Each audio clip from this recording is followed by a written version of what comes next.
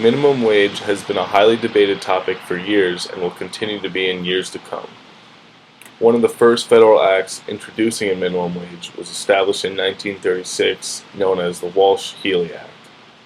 This act pretty much covered employment for government contract work, where the Secretary for Labor would establish wage rates for specific areas throughout the country.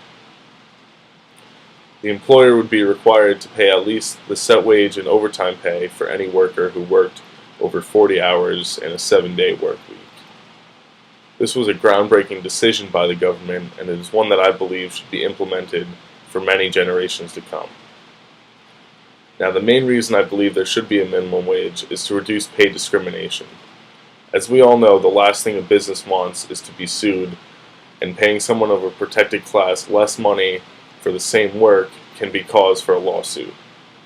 There needs to be a set minimum wage so that a company cannot pay more to one race, gender, or religion over another.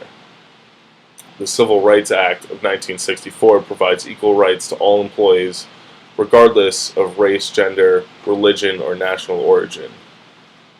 The Federal Age Discrimination Act of 1967 added on the Civil Rights Act to provide equal rights to employees over the age of 40. Now, based on figure 910 in the text, there are still race and gender pay inequalities. It shows that the weekly income for a white male is $879, while the weekly income for an African American male is $665.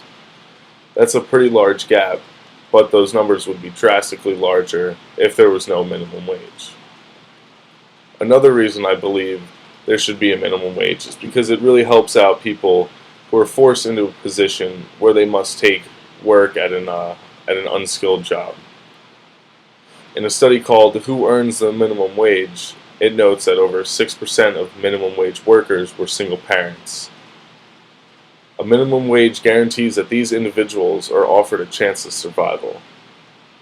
In a country where the citizens are meant to have freedom, they should be offered a fair wage for the work that they complete. Finally, the last reason I believe there should be a minimum wage is because it can benefit the business.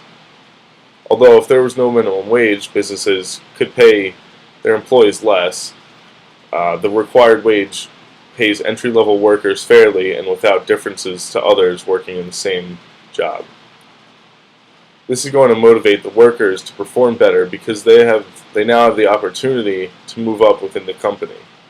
The business will get better production from their employees when they feel they're being paid the same as their co-workers under the same job title. As the cost of living continues to increase, minimum wage is going to play an even bigger role in making sure there is no paid discrimination.